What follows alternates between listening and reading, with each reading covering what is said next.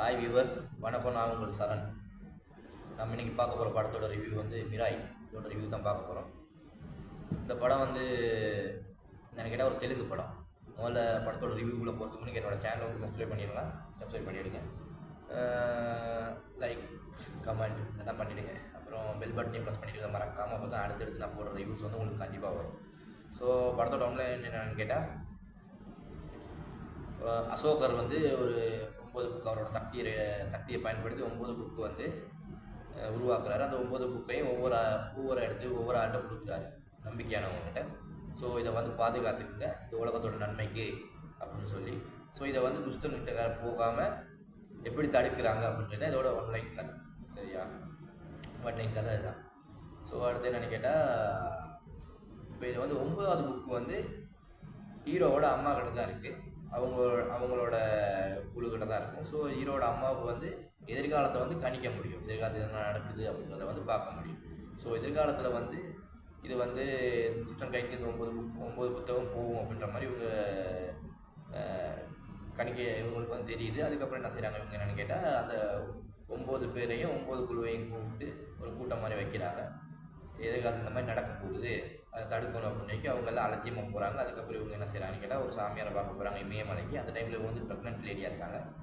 So இவங்க போயிட்டு சாமியாரை பார்த்து அவங்க சொல்கிறாரு, உன்னோட குழந்தையால் மட்டும்தான் இதை வந்து தடுக்க முடியும் அப்படின்னு. நீ என்ன செய்யணும், உன்னோட குழந்தைய வந்து பெற்றெடுத்து அதை கொண்டு போயிட்டு தனியாக விடணும், காசியில் விடணும் அப்படின்னு. இவங்க என்ன செய்கிறாங்க, குழந்தைய கொண்டு போயிட்டு காசியில் விடுறாங்க.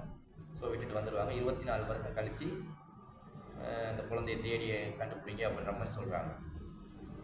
ஸோ என்ன நடக்குதுன்னு கேட்டால், அதுக்குள்ளேயும் இந்த வில்லன் என்ன செய்கிறாருன்னு கேட்டால், அவர் துஷ்ட சக்தி, அவர் நிறைய சக்திகள் அவர்கிட்ட இருக்குது. அவர் வந்து இந்த உலகத்தை ஆளணும்னு நினைக்கிறார், உலகத்தை அழிக்கணும்னு நினைக்கிறார். கடவுளே இல்லை, கடவுள் வந்து மூட நம்பிக்கை அப்படின்ற மாதிரி சொல்கிறார் அவர். ஸோ இவரோட சக்தி தான் உலகத்தை ஆளணும், இவர் தான் எல்லாருமே கடவுளை பண்ணணும் அப்படின்ற மாதிரி சொல்கிறாரு. ஸோ என்ன செய்கிறாங்க, ஒவ்வொரு புக்கையும் ஒரு அடைகிறார். ஸோ அந்த டைமில் என்னென்னு கேட்டால், ஹீரோயின் இருக்காங்கல்ல, அவங்க வந்து ஹீரோவோட அம்மா இருந்த இடத்துல வந்து அவங்க இருக்காங்க. அவங்களால எதிர்காலத்தை வந்து கணிக்க முடியுது. அவங்க என்ன செய்கிறாங்கன்னு கேட்டால், மற்றவங்களோட மைண்டையும் அவங்களால வந்து கணிக்க முடியுது, என்ன நினைக்கிறாங்க அப்படின்றத. ஸோ அதுக்கப்புறம் என்ன செய்கிறாங்க, ஹீரோவை தேடி இவங்க போகிறாங்க.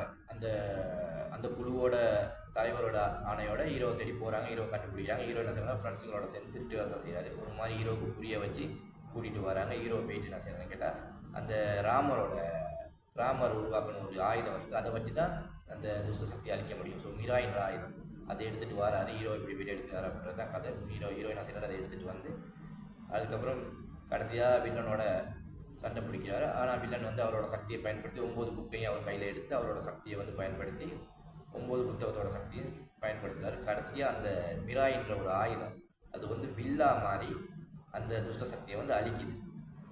ஸோ இதுதான் கதை வந்து நல்லா இருக்குது, பார்க்கலாம்.